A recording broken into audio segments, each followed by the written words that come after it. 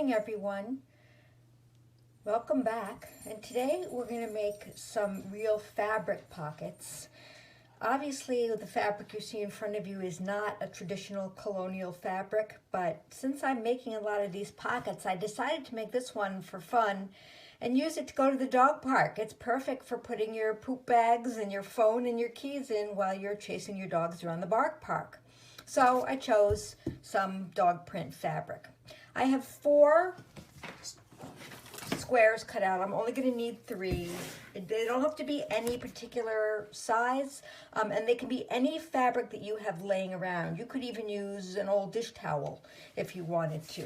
But I have cut these to be 8 inches by 11 inches, and that was just my preference. So you're going to put aside one of your pieces, and that should leave you with 2 more. And you are going to take these 2. I do this by folding it in half, and you're going to cut right up the middle.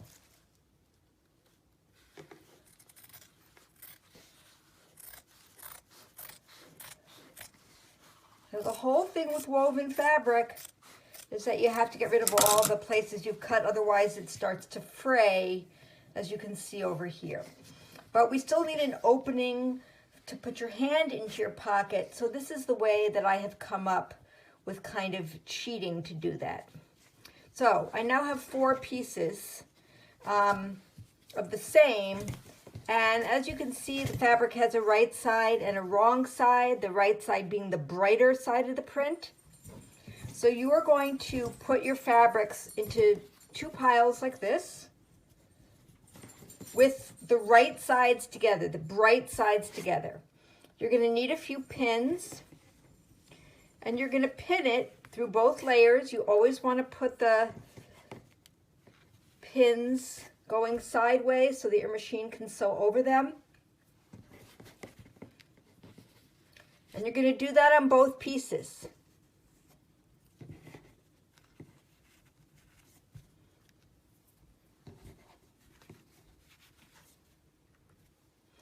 I am now going to make a little mark about 4 inches from the top. I think is a good length. I'm going to make a little mark right there with just a regular pen, and a little mark on this one at 4 inches. And that's where I'm going to start sewing. So starting at my 4-inch mark, 1/4 of an inch from the edge, I'm going to just sew a straight line down like this and a straight line down the other one. Okay, now I've sewed the seam down the fabric, and the next thing I want to do is iron that seam open. And I have a little pressing mat here on my work table, so I am going to put my fabric right side facing away from me and press the seam with my iron so that it stays open and flat. This is kind of important, so you want to make sure you do that. This isn't a step you can skip even if you hate ironing. So I've done one, and now I'm doing the other one. I'm just pressing the seam so it stays open. Okay? Great. I'm going to turn my iron off. Now, the next thing we have, this is the right side of the fabric. You can see we have a seam and we have an opening. We are going to put these 2 pieces together, actually for the first time, wrong sides together, so that the bright side is facing out on both pieces. And we're going to line up those seams that we just folded under.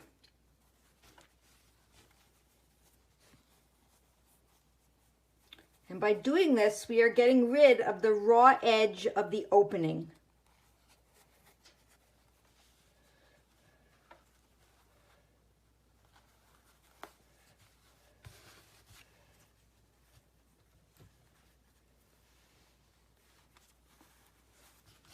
Okay, so it's just pinned together along this V. Now you can either do this with your sewing machine and sew down right along the edge and then across. Put your needle down on your sewing machine, pivot your fabric, sew across a few stitches, needle down, pivot the fabric, and then sew back up this way. Or you can do it by hand with just a regular needle and thread. I'm going to do it on my machine just to save time, so stand by. Okay, so I sewed with my machine down this side. I sunk the needle in, I pivoted the fabric, I sewed across like here, sunk the needle again, pivoted the fabric again, and sewed up like this. So now it's the same on both sides, and that is the front piece of our pocket. For our next step, we are going to take that extra piece that we did not cut in half, so it's going to be a little bit bigger, you understand, because this has a seam in it now. And we're going to place this right side facing the right side. And we're going to pin it and sew all the way around.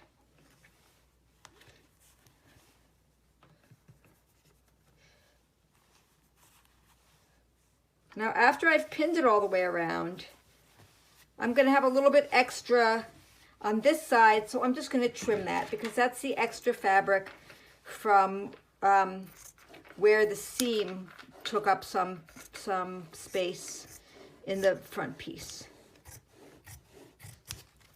Okay? And I'm going to finish pinning. So I'm pinning through 3 layers at this point.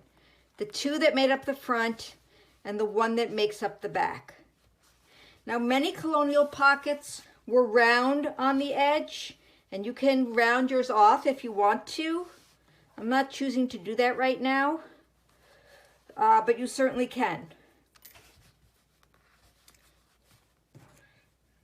When you sew this, you want to make sure you're going through all 3 layers of fabric.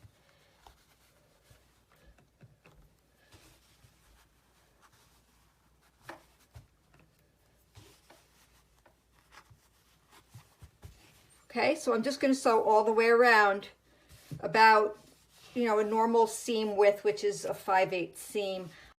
So what I did was I sewed all the way around the 4 corners. And when I flip it over, this is the right side of the fabric. That's the back of the inside. So what I'm going to do now is simply turn it inside out.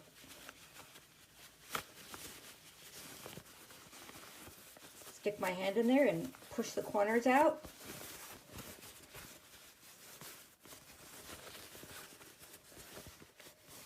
Sometimes it helps to take something blunt like a pencil and something like that and just push the corners out.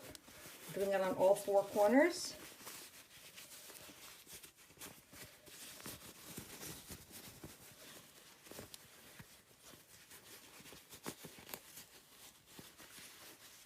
Okay, there is our basic pocket. As you can see, what we need to do now is put on a waistband so that you can tie it around your waist. Now, you can use a piece of ribbon for this if you want, and just sew the ribbon across the top, and that'll work just fine. Or you can take a piece of the fabric, if you've got a long piece of the fabric,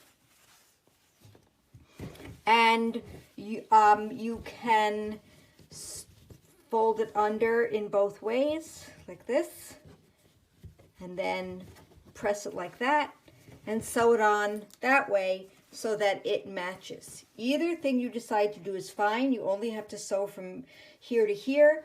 If you do it with a ribbon, it's easier because you don't have to mess around with all of this. So then all you'd have to do was take a nice long piece of ribbon and sew it across the top, and then your pocket is ready to wear. So here I am. I found a piece of grosgrain ribbon in my stash, and I just cut a piece long enough to go around my waist and tie.